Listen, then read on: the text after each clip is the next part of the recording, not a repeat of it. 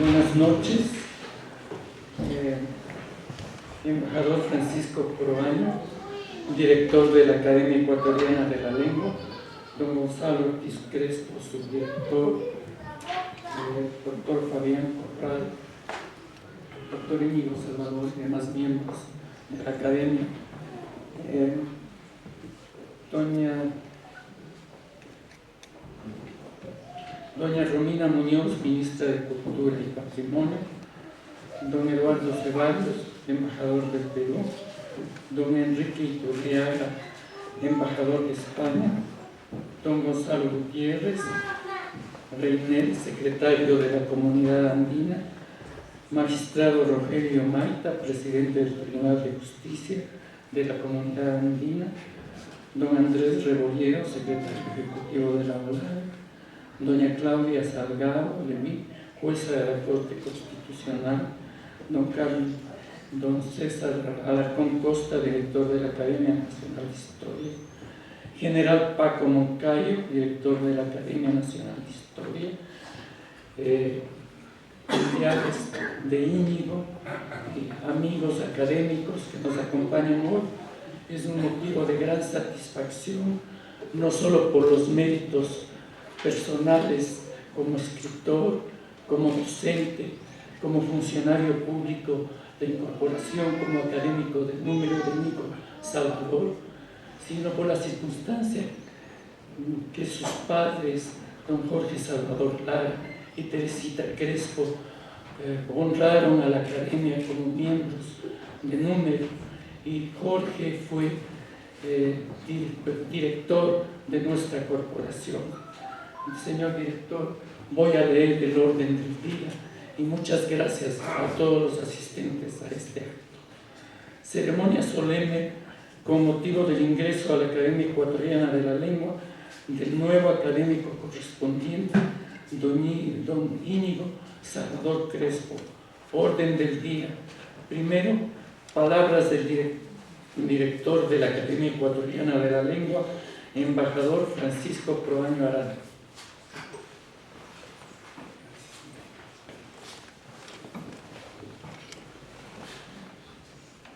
Muy buenas tardes a todos y mi agradecimiento por estar presentes en este acto de excepción y además tradicional de la Academia Ecuatoriana de la Lengua, en esta que es su casa, para recibir a un colega de la literatura, amigo, cual es el doctor Íñigo Salvador.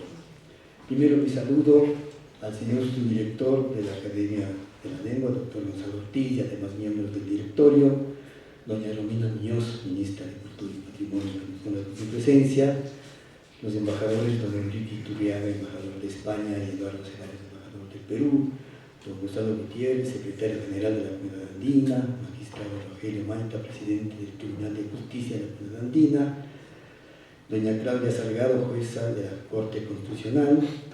También nos honran con su presencia los colegas, el general Paco Moncayo, director de la Academia de Historia Militar, don César Alarcón Costa, el doctor y presidente de la Academia Nacional de Historia. También saludo a doña Jimena Rodríguez Bustamante de Salvador, cónyuge del nuevo académico. Para la Academia Ecuatoriana de la Lengua, como decía al principio, es un momento excepcional recibir a un nuevo académico, quien es un hombre de múltiples méritos, como jurista, como escritor, como hombre público. Ha ocupado cargos importantes, al que será el doctor Fabián Corral Urbano de Lara, nuestro académico de número, quien hará el elogio del doctor Íñigo Salvador y se referirá a su obra. Pero en todo caso, tener a Íñigo Salvador, como decía don Diego Araujo, cuyos padres, el doctor Jorge Salvador Lara y su madre, la poeta Teresita Crespo de Salvador, pues es algo, digamos, que honra a la Academia y es un jalón más de la historia de la Academia. Además, es importante que el ingreso en este momento de Íñigo Salvador se enmarca en los 150 años de fundación de la Academia Ecuatoriana de la Lengua. Hace 150 años, en mayo de 1875, se reunieron en Quito algunos prohombres de la cultura ecuatoriana, entre ellos Julio Sandumbide, Pedro Fermín Ceballos, y aunque estuvieron ausentes, estaban presentes Juan de Humera y otros importantes intelectuales de la época. Desde entonces, la Academia Ecuatoriana de la Lengua ha venido desempeñando un papel sin duda importante, trascendente en la cultura nacional. Así, en su ámbito han vivido y han creado muchos de los más altos exponentes de la cultura nacional a lo largo de este medio siglo de historia. Sin duda, la Academia Nacional de Historia, la Academia Ecuatoriana de la Lengua, es parte del patrimonio cultural del más eximio que se puede dar. Hace pocas semanas en Cuenca, en un congreso importante de ecuatorianistas, me fue dado justamente subrayar esto, que la Academia Ecuatoriana de la Lengua, a través de todo lo que ha hecho, de todo lo que se ha escrito, de todo lo que consta en sus memorias, es parte importante del patrimonio cultural de esta nación. Quisiera brevemente, ya que estamos en el sesquicentenario, hablar a ustedes de cómo se fundó la Academia. Se fundó en un momento crucial de la historia ecuatoriana y convergieron, digamos, tanto España, representada aquí por el señor embajador, como hombres públicos de toda América, en que era necesario fortalecer los vínculos entre la madre patria y sus excolonias latinoamericanas. Hace 50 años, con el motivo de los 100 años de fundación de esta institución, el doctor Julio Tobar Donoso, entonces director de la Academia, dijo una frase que, por un efecto de gravedad histórica, decía, era necesario que España se reconectara, se reencontrara con sus excolonias. Y uno de los hechos justamente que jalonaron ese acercamiento fue la fundación de academias a lo largo de Hispanoamérica. Y la Academia Ecuatoriana fue la segunda de este carácter fundada en América. De manera que dentro de este marco histórico se inscribe la incorporación de este nuevo académico.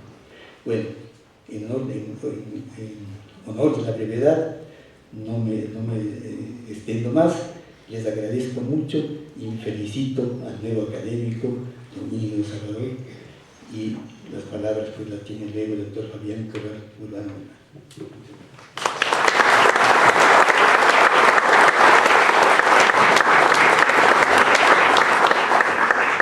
Segundo discurso de bienvenida al nuevo académico don Íñigo Salvador Cresto. Pronunciará el discurso don Fabián Corral Urbano de Lara, miembro del número de la Academia Ecuatoriana de la Lengua. Adelante.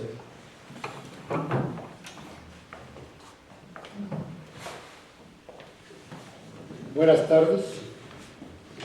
En razón del tiempo voy a ahorrarme los vocativos, pero eso no me exime de dar un caluroso saludo a todos los presentes. Cumplo con el honroso encargo del directorio de la Academia Ecuatoriana de la Lengua de celebrar el ingreso a la misma del doctor Íñigo Salvador Crespo. Íñigo, permíteme la familiaridad, bienvenido a esta casa que es tu casa, no solo por tus méritos intelectuales y tu trayectoria como novelista, historiador, jurista y hombre público, sino además porque llegas a la institución a la que Jorge Salvador Lara, tu padre, enriqueció, defendió y contagió con su talento, su donaire y su prestigio. Más aún porque tu madre, doña Teresa Crespo Toral, fue hasta su muerte académica de honor. Y debo decir que yo tengo el honor de ocupar su asiento en esta academia. Cumplo este encargo con especial satisfacción porque Jorge Salvador Lara de alguna forma fue mi mentor, y hoy me corresponde decirle a su hijo, bienvenido a la academia. La coyuntura no puede ser mejor porque a lo dicho, que es lo formal, se agrega la circunstancia de que tengo una amistad perfecta con mi hijo. Perfecta no porque sea muy cercana ni tampoco distante, es la justa amistad, esa que permite apreciar los méritos del amigo y distinguirlos de los del intelectual y señalar sin pasión sus capacidades, su trayectoria y su perfil, y hablar de él sin perder de vista que el nuevo académico ha logrado conciliar la historia con la novela, la reflexión con la capacidad de contar hechos de vieja data y todo con la frescura de su estilo. Al tiempo de dar la bienvenida a Íñigo, esta ocasión es propicia para hacer, a propósito de la lengua, algunos apuntes sobre su libro esencial, en mi opinión, 1822, la novela de la independencia. Admito que semejante incursión literaria no es usual en esta coyuntura. Sin embargo, me atrevo a hacerla porque no hay mejor forma de caracterizar a un académico que mirar su obra y apreciar su talento para contar historia a través de la herramienta de la literatura. Literatura e historia, ¿cuál tiene mejor argumento? El acierto de Íñigo Salvador como novelista está precisamente en la ambientación de la Guerra de Independencia, en situar los hechos en el entorno perfecto y configurar de ese modo el escenario de los esfuerzos y trabajos de quienes tuvieron la osadía y la determinación de luchar contra el Imperio Español y de crear un Estado independiente en lo que fue la Audiencia de Quito. La lengua es la herramienta que emplea nuestro académico para rememorar esos días, dibujar los personajes con un trazo, sintetizar su carácter en una frase, introducirnos en las ideas, pasiones y creencias de aquel tiempo y de esa gente dura, heroica, abnegada y leal que fueron los patriotas. Todo sin desmerecer la exactitud de la historia. Cuando releí recientemente los libros de Íñigo, 1822 y Miércoles de Ceniza, confirmé la idea que me ronda hace tiempo de que la historia con frecuencia adquiere los atributos de una novela y que las novelas históricas son, en cierto modo, la crónica de hechos que superaron a la imaginación. Sospecho, pues, y me atrevo a decir, que el realismo mágico no nació con el boom latinoamericano, nació con las crónicas de Indias, con los relatos de los viajeros coloniales, con las gestas libertarias y en la narración de las jornadas de la rebelión que dio al traste con el Imperio Español en América. Y en ese confuso entrevero de ilusiones y de guerra, de vida y de muerte, estuvo, por cierto, la idea persistente de ser república, de trazar las fronteras de países que nacían a la libertad entre la fusilería y los embates de la caballería. Por eso, leerle a Íñigo Salvador es meterse en nuestra historia y encontrar otra vez en Huachi, en Sabaneta, en Tapi y en esa batalla inusual, dramática que se libró entre riscos y bajo el aguacero persistente de los páramos de Pichincha. Contar a modo de novela episodios esenciales de la fundación de la República, advertir que las diferencias regionales estaban ya presentes desde entonces, dotar de humanidad a personajes que habíamos convertido en íconos y rescatar al hombre común en la versión del soldado de infantería, del guía, del jinete de la valle, significa asumir historia desde una perspectiva diferente, significa atreverse con la verdad y también con la ensoñación, pero siempre con esa particularidad genial de la novela que se llama estilo. Ese estilo que prospera en los textos de Íñigo Salvador. Su novela, 1822, es un libro que certifica que nuestro académico tiene madera de historiador y que le viene de familia, con la advertencia de que los hechos que cuenta Íñigo agrega el encanto y la compañía del paisaje y los atrevimientos de la imaginación en episodios que se narran sin romper, sin embargo, la intensa verdad de los hechos.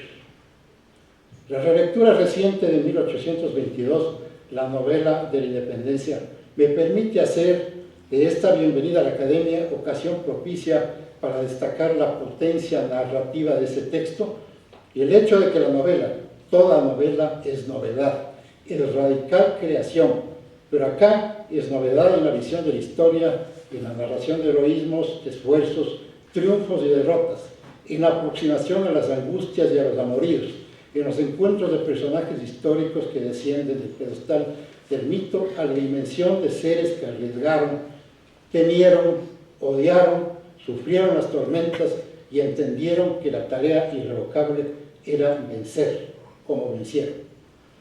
Me refiero a la novela de Íñigo Salvador en esta ocasión porque ella sola justifica ampliamente su incorporación a la Academia Ecuatoriana de la Lengua, con la particularidad de que esta casa, que es el rincón de las palabras y la trinchera del idioma, es además el sitio donde encuentran espacio las crónicas del país y la novela como desafío para que la memoria no se disipe del todo entre los riesgos siempre agazapados en estos días insólitos que vivimos, en los que a pretexto de nuestro presente dolorido y a veces sórdido y de noticias agobiantes, se olvidan los caminos difíciles que hicieron posible llegar acá a estos tiempos de desafío e incertidumbre. Y además, para evitar que se olvide que los patriotas no nos dejaron la república perfecta ni la libertad como obsequio. Lo que nos dejaron y lo que claramente nos recuerda Íñigo Salvador fue la semilla y el desafío para que seamos país y para que aprendamos a ser libres. La palabra es fundamentalmente historia. El diccionario es el libro que encapsula toda la cultura y toda la memoria. Es el inventario de los decires que casi siempre aluden y evocan lo que fuimos, lo que persiste, lo que se perdió y lo que en adelante debemos asumir y defender. Ese enlace entre la palabra contada, la tradición, los mitos, las realidades de la historia, explica por qué Íñigo Salvador está aquí, en mi opinión, y justifica el hecho de por qué la bienvenida al nuevo académico deba consistir en una alusión a su libro de historia novela. Así pues, mi bienvenida a nombre de la Academia Ecuatoriana de la Lengua, mi salud y felicitación y una mención a su libro de historia, palabras, estilo y memoria.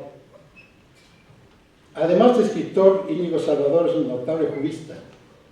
Ha sido presidente del Tribunal de Justicia de la Comunidad Andina, miembro del Comité Jurídico Interamericano, integrante de comisiones de más alto nivel en las Naciones Unidas, decano de Derecho de la Pontificia Universidad Católica del Ecuador, profesor, diplomático, colaborador de revistas especializadas y hombre público que asumió cargos como el de Procurador General del Estado con notable eficiencia y honradez. Y lo que es más, es una persona con alto sentido de la palabra y perfecto concepto del país. Señoras y señores.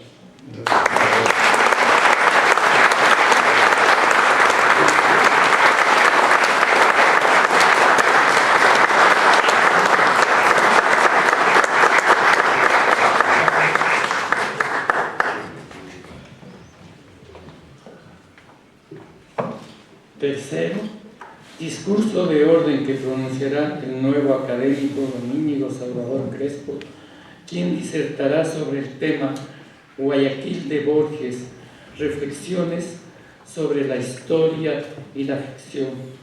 Íñigo, muchas gracias.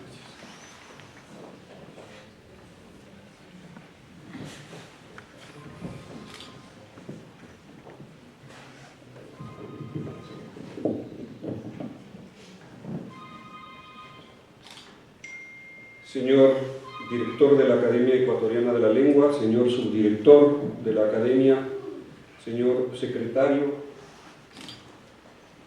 señor académico don Fabián Corral Urbano de Lara, señora ministra de Cultura y Patrimonio, señores embajadores de la República del Perú y del Reino de España, señor secretario general de la Comunidad Andina, señor presidente del Tribunal de Justicia de la Comunidad Andina, señora jueza de la Corte Constitucional aquí presente, señores directores de la Academia Nacional de Historia, y de la Academia Nacional de Historia Militar, señores y señoras académicos de la lengua, amigos todos. En esta ceremonia, en la que tengo el honor de incorporarme a la Academia Ecuatoriana de la Lengua como miembro correspondiente, mis primeras palabras son de agradecimiento a usted, señor director, a las señoras y señores miembros de la Junta Directiva y a las señoras y señores académicos que tuvieron la bondad de proponer, aceptar y comunicar mi nombre. Pertenecer a esta academia, la más antigua y prestigiosa entidad sapiente del Ecuador, es para mí motivo de honra, pero lo es más de compromiso, pues exige al nuevo académico contribuir a las actividades de la corporación de manera condigna con su labor de los últimos 150 años, de velar por la conservación, la pureza y el perfeccionamiento de la lengua española, según el postulado teleológico de sus estatutos, para permitir que su acción se prolongue en el tiempo con el mismo renombre e igual reconocimiento. No puedo pisar este recinto sin evocar el recuerdo de mis amados padres, Teresa Crespo Toral y Jorge Salvador Lara, ambos miembros de número de la Academia. Mi padre, que justamente en esta fecha, 4 de septiembre, cumpliría 99 años, incluso llegó a ser su director, y hasta en su lecho de muerte hace ya 13 años, fue su preocupación el futuro de la corporación. Además, muchos de los académicos en vida de mis padres fueron sus amigos y frecuentaron nuestro hogar. Recuerdo desde niño la presencia cercana, como de ancianos tíos, del padre Sánchez Astudillo, Jaime Dusdevés, Renan Flores Jaramillo, Juan Larrea Holguín, Paco Tobar, Galo René Pérez, José Rumazo González, Plutarco Naranjo, el padre Vargas y otros. Y con algunos de los actuales académicos he tenido el placer de mantener amistad. Agradezco también al doctor Fabián Corral Urbano de Lara, académico numerario, que me ha honrado con palabras de bienvenida tan generosas como inmerecidas. Me comentó en algún momento Fabián que su ingreso a esta academia se dio por propuesta de mi padre antes de morir. Y consta en el sitio web de la academia que al incorporarse como académico de número ocupó la misma silla Q que había pertenecido a mi madre. Así pues, apreciado Fabián, y ves que te trato con la misma familiaridad, que seas tú a quien considero una de las más valientes y sinceras voces de guía ética de nuestro atribulado Ecuador, el que ahora me recibe, parecería tener algún componente, si no providencial, sí claramente simbólico de la comunidad de ideales y principios que nos enlazan a través de las generaciones. Y es exclusivamente a ello, y no a ningún mérito propio, que atribuyo la benevolencia de tu discurso de bienvenida. Finalmente, agradezco a todos los aquí presentes, especialmente a mi amada esposa Jimena y a nuestros no menos amados hijos y nietos, que por ahí andan haciendo bullita, que son el motivo y razón de mi vida. A mi querida suegra Beatriz Bustamante Stacy, a mis hermanos y a todos ustedes, señoras y señores, queridos amigos, por acompañarme esta tarde. 1. La novela histórica. Procedo de la vertiente de la novela histórica, pues no otra en todo caso creo que haya considerado esta academia sea la comarca de mis andanzas de la lengua, generosamente calificadas como merecedoras de esta incorporación. La novela histórica es un género difícil de definir. Para comenzar, porque podría sostenerse que toda novela es histórica de alguna manera. Así parece proponerlo en un intento de desentrañar la verdadera naturaleza de la novela histórica, la profesora de teoría literaria de la Universidad de Toronto, Linda Hutchon, cuando sostiene, a través de un enfoque metodológico al que denomina metaficción historiográfica, que los acontecimientos de la historia solamente ocurren y que difícilmente pueden ser aprehendidos o registrados de manera objetiva, y que quien quiera que los reconstruya por medio de su observación y los registre, lo hará siempre a través de su subjetiva apreciación. De modo que, tanto el historiador como el novelista, que aprecian a posteriori los acontecimientos presenciados y registrados por otros, en igual medida hacen indistintamente historiografía y literatura.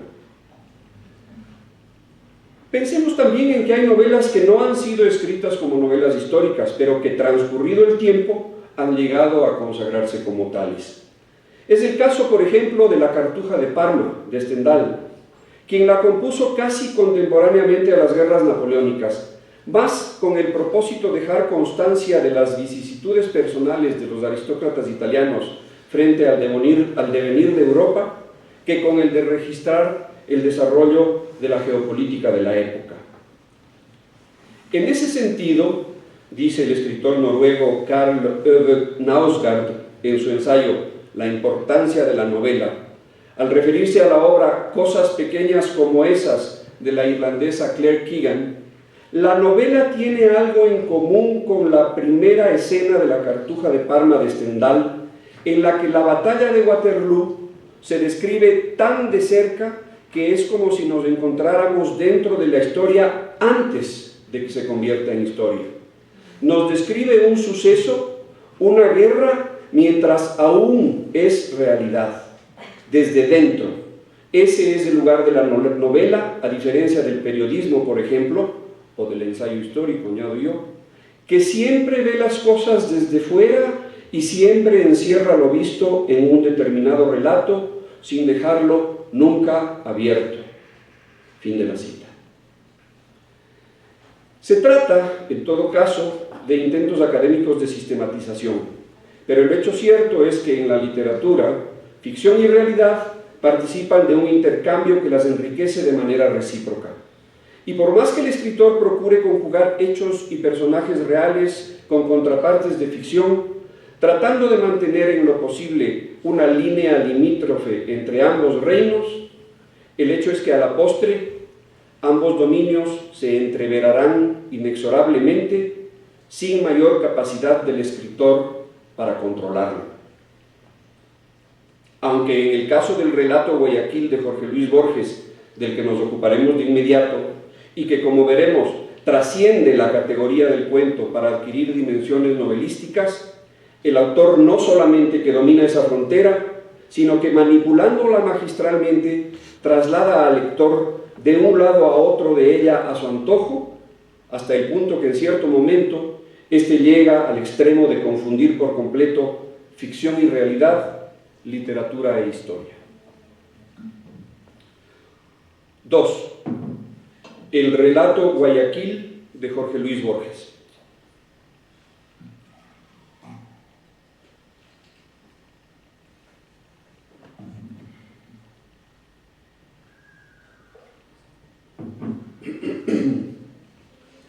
Recogido en apenas 6 páginas en la recopilación de cuentos titulada El informe de Brody, Guayaquil narra en tiempo quizás contemporáneo al de su publicación en 1970 los preparativos para la recuperación de una carta, presumiblemente perdida y redescubierta, que podría contener indicios de lo que Bolívar y San Martín se dijeron en julio de 1822 durante su confidencial encuentro en la ciudad ribereña del río Guayas.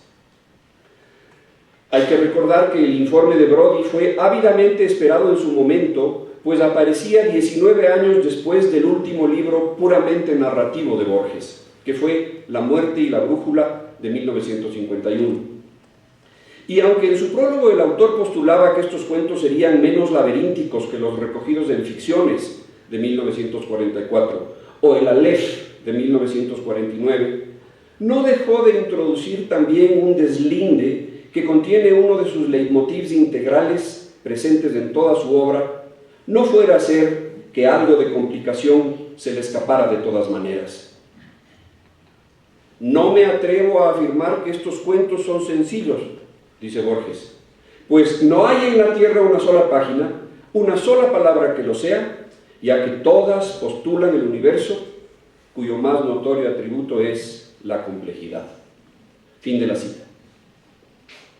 Pero el hecho es que, al contrario de lo que se anunciaba, y cito, un aparente abandono de los recursos maravillosos, el cambio del desenlace inesperado por una sutil expectativa, signo de aparente renuncia a sus fórmulas tradicionales por parte de un autor universalizado como un hacedor de prodigios, fin de la cita de la biografía total de Barnatan. Estos nuevos cuentos no serían nada sencillos, y Guayaquil es muestra de ello, como pasaremos a revisar. Comencemos por decir que en verdad todo en Guayaquil es ficticio, y a excepción quizás del narrador, puesto que estamos leyendo su historia y ella evidentemente existe como historia, nada es real o totalmente real. En cualquier caso, es Borges la fuente y él sí existió. Es justamente en este universo en que la realidad parece incierta y la ficción, en cambio, está bien documentada, coexistiendo y prestándose entre ellas mutua inverosimilitud, donde Borges campea como maestro incontestado, un espacio paralelo a otro de sus territorios domésticos, el del sueño y la vigilia, en el cual el argentino universal también plantea el intercambio recíproco de lo material y lo onírico. Como sostiene Humberto Robles de la Northwestern University, cito: Guayaquil es una ficción que remite a otra ficción y que se desparrama por medio de alusiones a otros imaginarios que se amplían, bifurcan y estallan hasta hacernos ver la imposibilidad de llegar a la certeza de los hechos. Fin de la cita. 3. En busca de una carta. En Guayaquil, Borges quiere hacernos creer que la carta en cuestión es real, rodeándola de datos concretos sobre su origen, las circunstancias de su descubrimiento, su ubicación y su posible contenido. Se trataría, como se ha dicho, de una misiva en la que Simón Bolívar aborda su entrevista con José de San Martín, ocurrida en el puerto hoy ecuatoriano el 26 y 27 de julio de 1822. Esta es la principal excepción a la ficción, pues la entrevista, presuntamente recogida en la carta buscada, sí ocurrió. Los registros históricos la documentan y los vestigios conmemorativos así lo señalan. De hecho, la ciudad de Guayaquil la celebra con su más famoso monumento en la rotonda. Lo que nunca se pudo saber con certeza es qué se dijeron los dos grandes hombres, y ello ha dado materia a todo tipo de especulaciones por más de 2 siglos ya. De ello se vale Borges para componer su magistral relato. La carta del cuento formaría parte de un epistolario conservado en el archivo de un doctor Avellanos, puesto por él a disposición de las repúblicas sudamericanas. El gobierno argentino sería el primero en aceptar la oferta, acordando que un delegado suyo se trasladaría a transcribir las cartas para publicarlas en Buenos Aires. Es justamente quien confía ser escogido por el competente ministerio argentino para ir en busca de la carta, quien actúa como narrador de su propia historia. Confesar un hecho es dejar de ser el actor para ser un testigo, sentencia él mismo. Se trata de un profesor universitario, titular de la Cátedra de Historia Americana, no se revelan ni su nombre ni el de la universidad en que enseña, y miembro de la Academia Nacional de Historia de Argentina. Los rasgos de este narrador coinciden grosso modo con los del propio Borges, pues ambos se enmarcan en el molde del intelectual y académico erudito, aunque deliberada y excesivamente modesto. Por más señas, en su escritorio en casa, este narrador conserva una vitrina con armas y medallas de las guerras de la independencia, herencia de sus antepasados, y sobre el escritorio el retrato de su bisabuelo que peleó en ellas.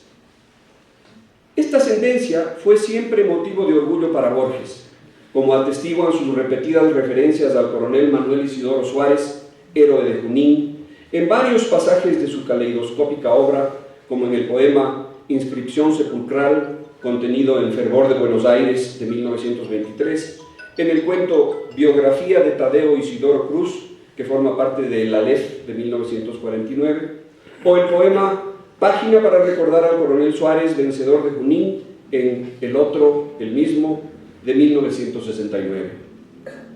Por todo esto, identificaremos al narrador de Guayaquil con el propio Borges y así lo llamaremos. Si bien el relato gira en torno a la famosa carta, su argumento está construido sobre la base del diálogo que mantienen nuestro Borges narrador y el doctor Eduardo Zimmerman, historiógrafo judío de origen étnico probado por el mismísimo Heidegger, otro dato concretísimo de clara falsedad, pero que por su minucia parece verdadero. Víctima de la persecución nazi, pero en tiempos de la narración ya ciudadano argentino. Zimmerman, a propuesta de la Universidad del Sur, disputa al Borges narrador el honor de ser quien viaje a buscar la carta. El propósito de la reunión es que los interlocutores acuerden quién de los dos ha de partir rumbo a Sulaco. 4. Dos grandes autores universales y un cuento que remite a una novela. La carta en cuestión se encontraría, como se ha dicho, en una biblioteca en la ciudad de Sulaco, capital del estado occidental, país caribeño escindido de Costaguana. El narrador Borges, con un pincel nostálgico que vaticina el desenlace, esboza un paisaje idílico. No veré la cumbre del Higuerota duplicarse en las aguas del Golfo Plácido. A fin de contribuir aún más a la inverosimilitud, Borges también dota al Estado occidental de un historiador. ¿Acaso no se puede hablar de aquella república del Caribe, dice, sin reflejar siquiera de lejos el estilo monumental de su historiador más famoso, el capitán José Korzenioski? Fin de la cita. En esto el narrador no miente, o al menos no por completo, porque en efecto nadie conoce mejor la historia del Estado occidental que Joseph Theodor Konrad Korzenioski, ya que es precisamente él quien concibió al imaginario Estado occidental, su imaginaria geografía y su imaginaria capital, y describió las vicisitudes de su separación de su Estado madre, Costaguana, en la novela política Nostromo, que publicó en 1904 bajo el seudónimo literario de Joseph Conrad. La historia contada en Nostromo es muy parecida a la del desmembramiento de Panamá de Colombia para la construcción del canal interoceánico en 1903. En Nostromo, los habitantes del Estado occidental, alentados por una potencia extranjera que les ofrece capitales y tecnología para la explotación de sus recursos mineros, deciden separarse de Costaguana. Solo más tarde se darán cuenta los occidentalenses de que ello acarrea graves consecuencias sobre las que nadie les había advertido. De cualquier manera, no obstante la similitud del caso ficticio del Estado occidental con el caso real de Panamá, Sulaco no deja de ser un lugar inexistente, un útopos, donde ocurren unos hechos políticos falsos. Y entonces, como no existe la propia Sulaco, tampoco la biblioteca sulacense puede existir. En palabras de Robles, nuevamente, cito, la destreza inventiva de Borges está en colmar sus cuentos, y en particular Guayaquil, con alusiones que van más allá de producir un efecto único característico del cuento, y que más bien se desparramen significados que acaban transformando al cuento en un horizonte de tal amplitud que se aproxima a lo novelesco. Fin de la cita. Pero aún en medio de este mundo literario en que la ficción tiene más entidad que una neblinosa realidad, cabe la pregunta: ¿habría podido existir la carta del cuento? Admitamos como premisa que es justamente esta búsqueda la que Borges, como autor del relato, quiere que emprendamos. Él espera que nos concentremos en tratar de dilucidar si la carta realmente existió, y para ello que nos embarquemos en una verificación de fechas, lugares y circunstancias en que ella pudo haber sido escrita, así como si su contenido aporta en algo a dilucidar lo que se dijeron el Libertador y el Protector en Guayaquil en julio de 1822. O tal vez Borges espera que nos enredemos en el laberinto de lo objetivo, cuando aquello sobre lo que el autor escribe nada tiene que ver con el mundo concreto de lo narrado, para al final presenciar asombrados, como tras un telón que se ha corrido de súbito, una realidad paralela que no se había logrado vislumbrar sino hasta ahora. 5. ¿Habría podido existir la carta del cuento?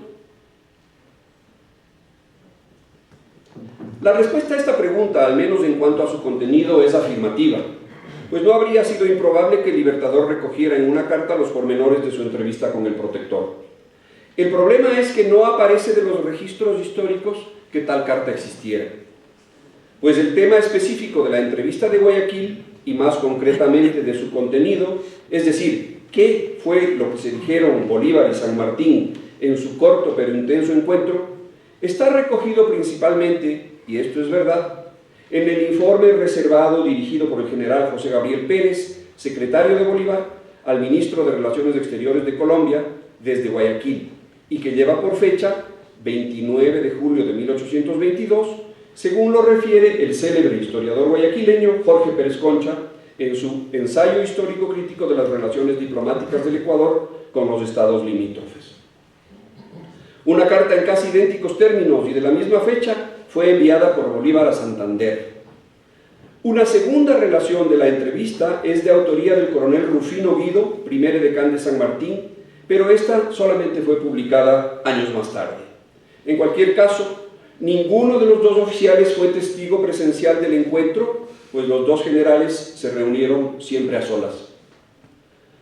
Más adelante, y a través de los años, sobre todo San Martín reflexionaría en varias cartas sobre lo que ocurrió en Guayaquil. Así, hay misivas del protector al propio Bolívar el 29 de agosto de 1822, a Tomás Guido en septiembre del mismo año, y a Guillermo Miller el 19 de abril de 1827, como lo refiere Manrique Sago en su obra José de San Martín, Un camino hacia la libertad. Pero, ¿y entonces qué hay de la carta objeto del cuento de Borges? Veamos.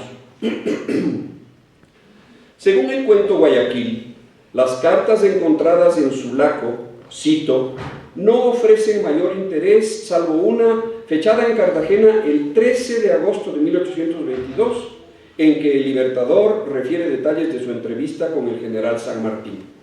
Fin de la cita. ¿Era esto posible? ¿Pudo Bolívar haber escrito una carta en esas coordenadas espacio-temporales? Sabemos que después de la batalla del Pichincha, Bolívar había entrado en triunfo a Quito en junio de 1822. Desde ahí bajó a Guayaquil, donde llegó el 11 de julio de 1822, justamente con la intención de adelantarse a San Martín, que también había anunciado su arribo. Y es que los dos generales buscaban la anexión a Colombia o al Perú, respectivamente, de la provincia libre de Guayaquil y su rica comarca cacaotera, que incluía el astillero más importante del Pacífico Meridional.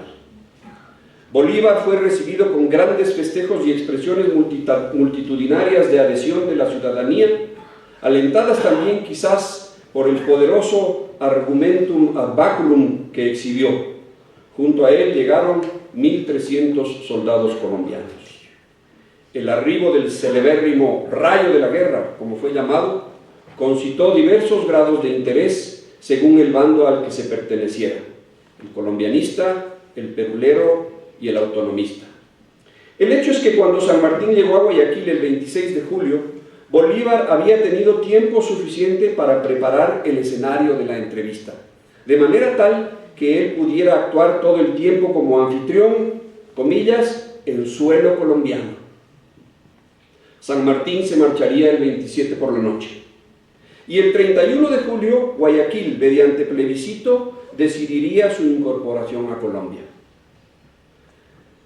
Un mes más tarde, Bolívar, desde su cuartel general en Guayaquil, se despide temporalmente de los guayaquileños mediante una de sus proclamas firmada el 31 de agosto de 1822 para anunciar, según lo registra O'Leary en sus memorias, cito, mañana parto hacia los confines de la República a visitar las provincias que las leyes de Colombia escudan con su protección.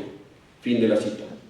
Y es cierto que partió, pues según queda registrado en su diario de operaciones del 1 de septiembre al 30 de octubre, también reproducido por O'Leary, El 2 de septiembre ya se encontraba en Naranjal rumbo a Cuenca, donde llegaría el día 8.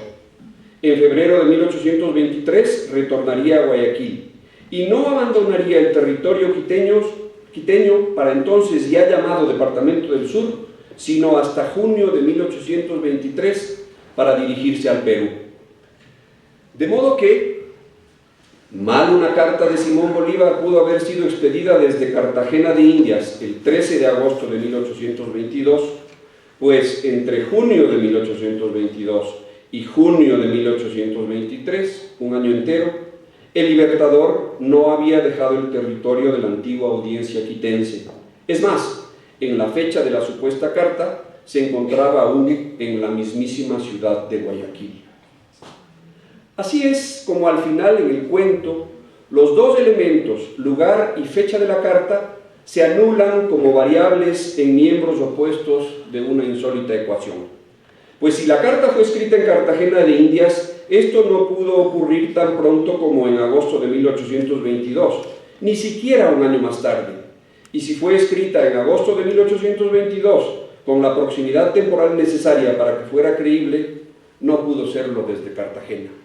De este modo, entonces, el dato cronológico registrado en la carta es falso. Y falsa, por lo tanto, es ella misma, tan falsa como eran Costaguana, Sulaco y su biblioteca. Y sin embargo, para poder desmentir la aseveración de Borges, nos hemos visto obligados a esforzarnos en seguir los pasos de Bolívar en aquel tiempo, casi día por día, pues de otra manera la fecha ficticia, soltada por el autor así casualmente, habría podido ser tenida por hecho cierto. Es lo que decíamos, a mayor número de detalles concretos, aunque falsos, que el autor proporciona, mayor es la posibilidad de que el lector se preste gustoso al engaño borgiano y termine dejándose convencer del magistral embuste. 6. ¿Qué valor tiene una carta? En cuanto al contenido de la misiva, Borges se contenta con aludir al epistolario en poder del doctor Avellanos, aclarando que en una de las cartas, comillas, el Libertador refiere detalles de su entrevista con el general San Martín, cierro comillas, para enseguida mencionar, sin abandonar la generalidad, comillas, este documento en que Bolívar ha revelado, siquiera parcialmente, lo sucedido en Guayaquil. No dejemos de anotar, sin embargo, que el propio autor admite la posibilidad de que, aún existiendo, la carta no fuera veraz, apócrifa, llega a llamarla Zimmermann, para enseguida postular esta, que es una de las claves de todo análisis historiográfico. Cito, que las cartas sean de puño y letra de Bolívar no significa que toda la verdad esté en ellas. Bolívar pudo haber querido engañar a su corresponsal, pudo haberse engañado.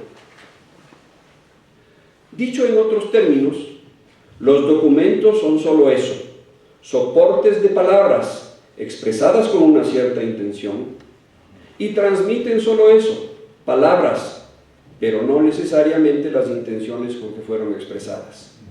Y concluye el pasaje con una frase digna de un oráculo helénico: el misterio está en nosotros mismos, no en las palabras.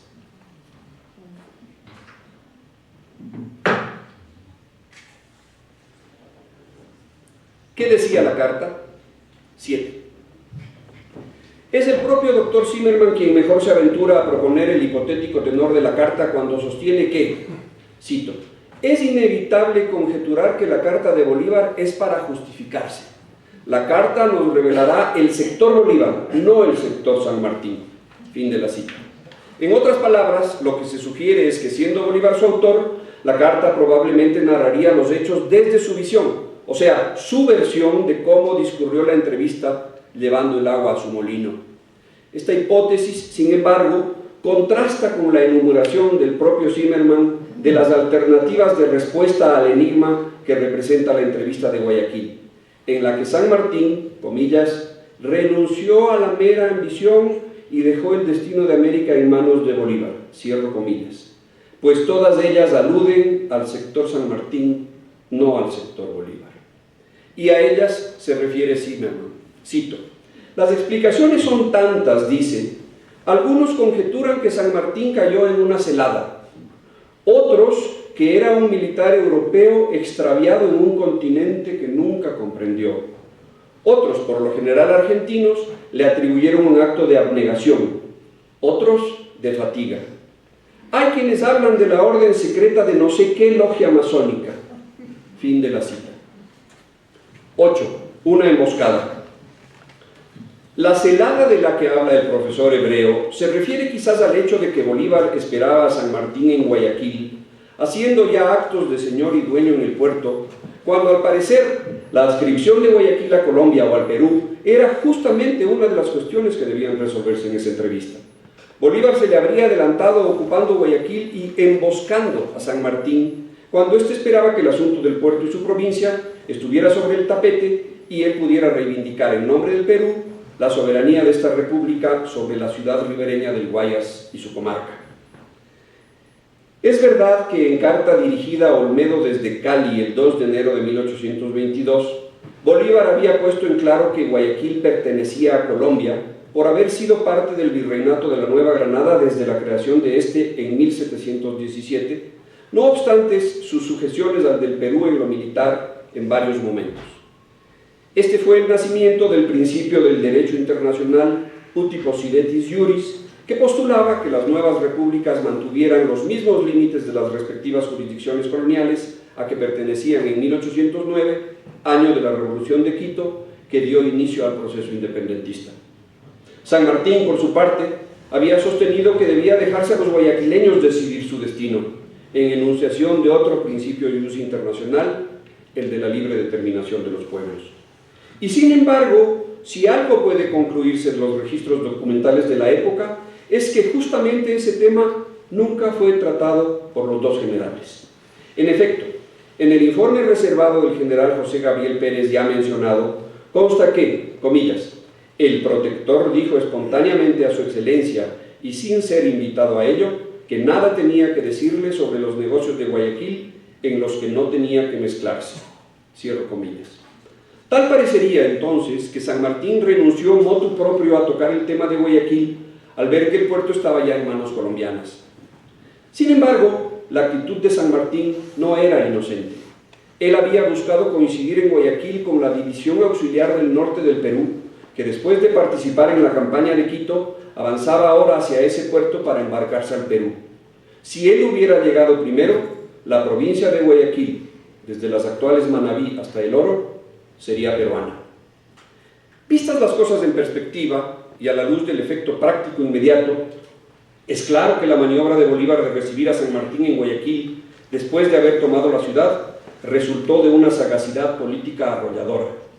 Y así lo reconoció San Martín en el momento mismo cuando zarpaba rumbo al Perú, al final de la conferencia, como lo recoge su decano Rufino Guido, según refiere Pérez Concha. Cito: ¿qué le parece a usted cómo nos ha ganado de mano el libertador Simón Bolívar? Fin de la cita. Por otro lado, la terminación de la guerra en el Perú es quizás el asunto del encuentro guayaquileño sobre el que más tinta corrió, particularmente de la pluma de San Martín, y fue sin duda el propósito fundamental de la reunión, una vez que la soberanía de Guayaquil había sido zanjada en los hechos por Bolívar. Porque para julio de 1822, el esfuerzo conjunto colombo-peruano ya se había manifestado con la activa participación de la División Auxiliar del Norte del Perú en la campaña de Quito, que concluyó el 24 de mayo. Y para la total liberación del Perú, cuyas alturas andinas se encontraban aún bajo control realista, San Martín contaba con el apoyo de los ejércitos de Bolívar, y así se había acordado preliminarmente, incluso a través de la suscripción, el 6 de julio de 1822, de un tratado de unión, liga y federación perpetua en paz y en guerra entre la República de Colombia y el Estado del Perú. Ese tema sí se trató en Guayaquil. Bolívar confirmó su compromiso anterior de enviar tropas al Perú, pero no en el número que San Martín esperaba.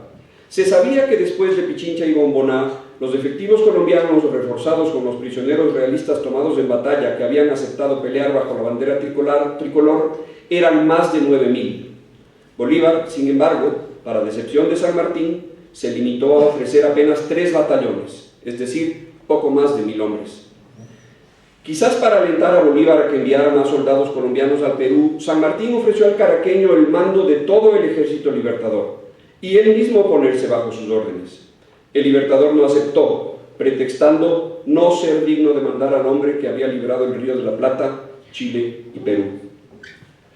Poco más de un mes después del encuentro guayaquileño, San Martín increparía a Bolívar que a causa de su celo, comillas, mi persona le es embarazosa, dice, él mismo debería partir, y anunciaría que el Congreso del Perú se reuniría el 20 de septiembre para conocer su renuncia y que al día siguiente él abandonaría ese país para retirarse a Mendoza. Era un mal disimulado reproche a Bolívar de buscar en exclusiva para sí toda gloria y una forma de evitar un choque de titanes que pudiera traer serios reveses a la lucha por la independencia del Perú.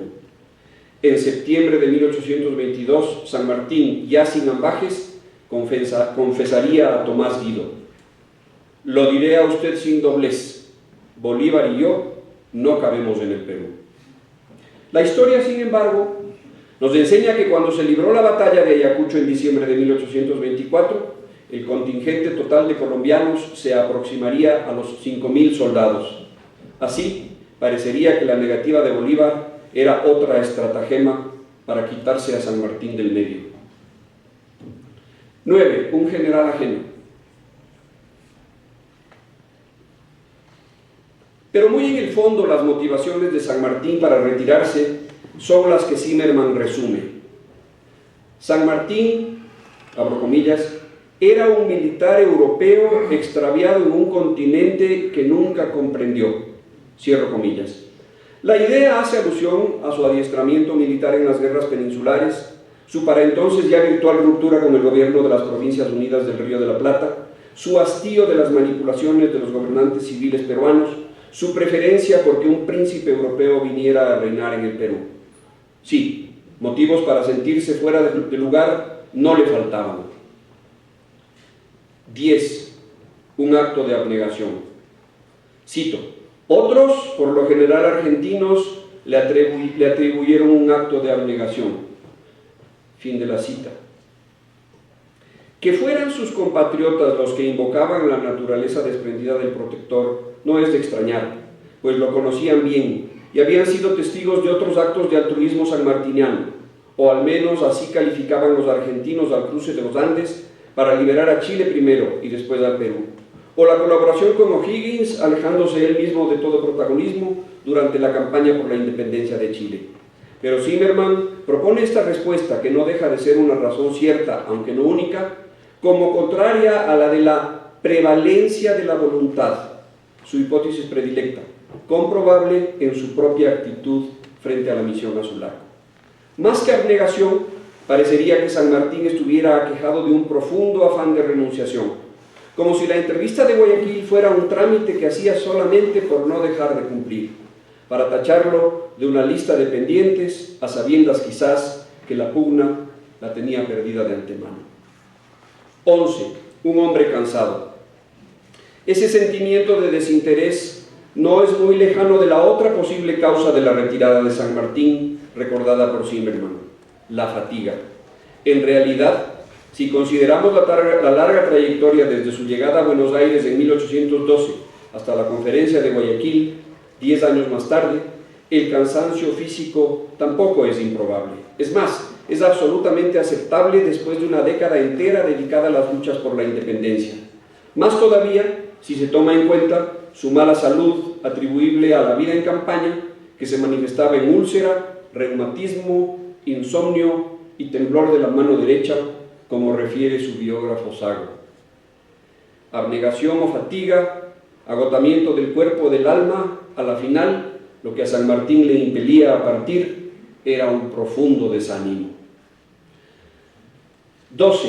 Un decreto masónico. Parece un tanto traída de los cabellos la posible explicación del eclipse sanmartiniano en una, comillas, orden secreta de no sé qué logia masónica, cierro comillas. Una versión muy extendida, aunque escasamente documentada, y no podía ser de otra manera tratándose de las maquinaciones de una sociedad secreta, era la de que ambos generales, supuestamente cofrades iniciados, al resolver sus asuntos en Guayaquil, no habrían hecho sino cumplir instrucciones de la jerarquía francmasónica internacional. Lo cierto es que más allá de las juveniles veleidades, tanto de Bolívar como de San Martín en Europa, para cuando llegaron a Guayaquil, ninguno de los dos tenía ya vinculación activa con la cofradía. Y en cualquier caso, eran dos grandes generales, dos grandes hombres con poder militar y moral suficiente como para libertar un continente entero y no tener que someterse sino a sus propios principios y convicciones. El hecho es que por cualquiera de las razones que fuera, después de la entrevista en Guayaquil, San Martín, en efecto, cumplió lo anunciado. El 20 de septiembre de 1822 renunció al protectorado y dejó el Perú con rumbo a Valparaíso. En febrero de 1823 llegó a Mendoza.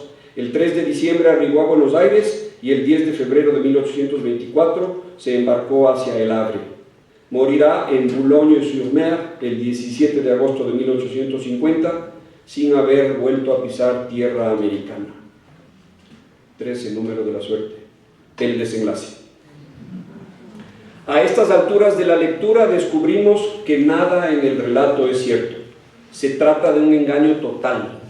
Borges nos ha querido hacer creer que el cuento versa sobre una carta perdida y encontrada y en la disputa por quién se hace de ella, cuando en verdad el cuento trata en definitiva sobre qué es lo que determinó que Bolívar prevaleciera sobre San Martín en la conferencia de Guayaquil. Las explicaciones del mutis sanmartiniano propuestas por Zimmermann simplemente sirven para desviar la atención del lector de la razón principal. Sí, San Martín pudo haber sido emboscado. Era un extraño en tierra americana y boqueaba como pez fuera del agua en medio del cenagal de la política. Estaba hastiado y enfermo. Hasta podría creerse que hubiera podido recibir la orden de la masonería. Pero la respuesta definitiva está en el siguiente párrafo, también atribuido a Zimmermann, que toma tanto mayor sentido cuanto que la escena transcurre en el despacho del Borges narrador, de piso de baldosas blancas y negras en damero, que evocan la estrategia de una partida de ajedrez. Cito: ¿acaso las palabras que intercambiaron fueron triviales? Dos hombres se enfrentaron en Guayaquil. Si uno se impuso, fue por su mayor voluntad, no por juegos dialécticos. Y la maravilla del cuento de Borges está en que no nos muestra a Bolívar y San Martín disputarse la hegemonía en América a través de juegos dialécticos o componendas. El cuento nos muestra al Borges narrador y a Zimmermann disputarse quién será el que viaje a Sulaco en busca de la inexistente carta. Desde el primer movimiento de la partida ajedrecística, Zimmermann toma la iniciativa. Halaga repetidamente a su interlocutor y lo convence de que está para propósitos más altos, no para simplemente ir a copiar unas cartas.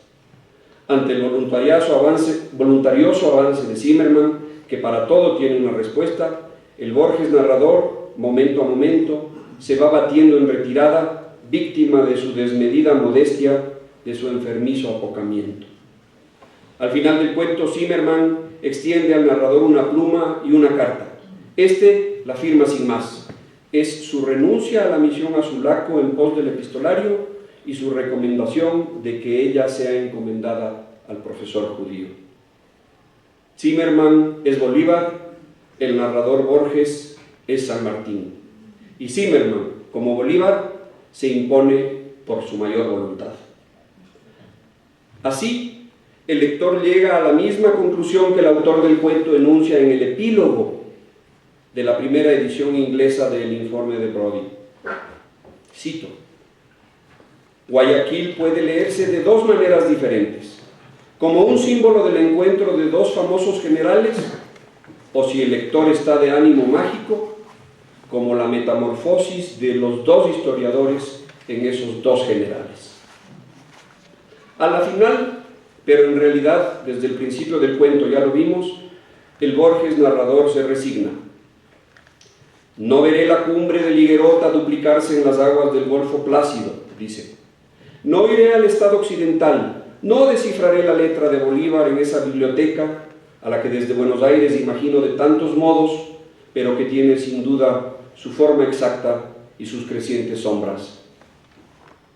En esas palabras, Escuchamos el eco de otras que bien pudo haber pronunciado San Martín, acodado en la borda de la fragata Le Bayonnet, en postrera singladura a su destierro europeo, dejando a popa el horizonte americano. En la pampa de Ayacucho, no seré yo quien reciba del virrey la Serna la espada derrotada, ni aspiraré el primero en la alta puna el aire de todo un continente ahora libre, aunque gracias a ello quizás tampoco sufriré la ingratitud de aquellos que me deban la libertad. Señoras y señores.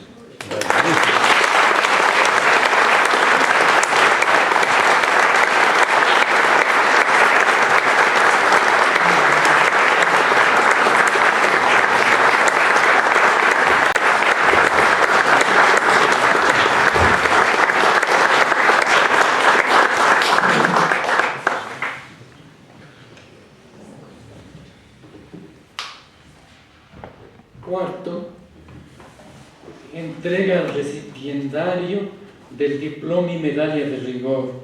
Hace la entrega el director de la Academia Ecuatoriana de la Lengua, don Francisco Proaño Arán. Me permito leer el diploma. La Academia Ecuatoriana de la Lengua correspondiente de la Real Española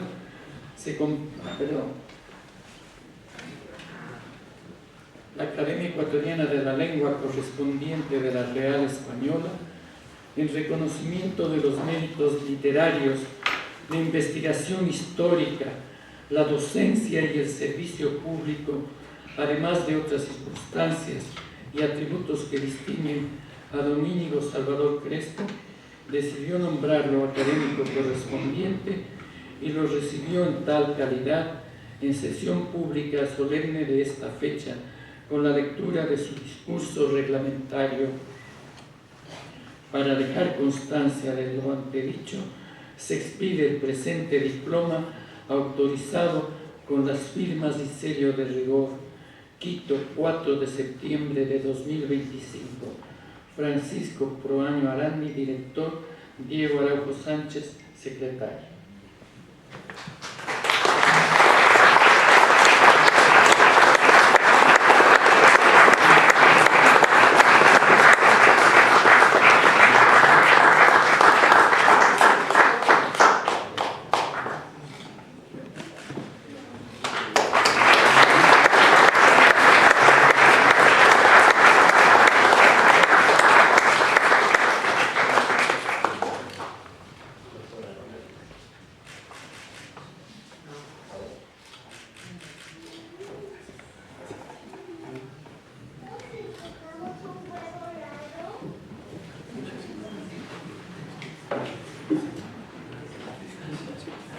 Agradecemos a todos ustedes por su presencia y les invitamos a acompañarnos a una copa de vino que ofrece el nuevo miembro correspondiente de la Academia Ecuatoriana de la Lengua, don Íñigo Salvador Crespo.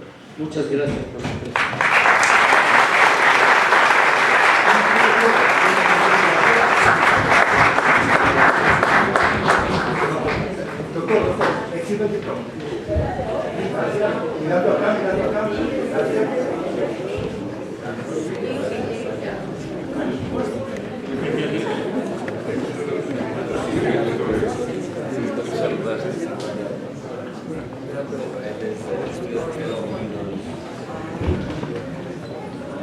Bueno, yo no sé.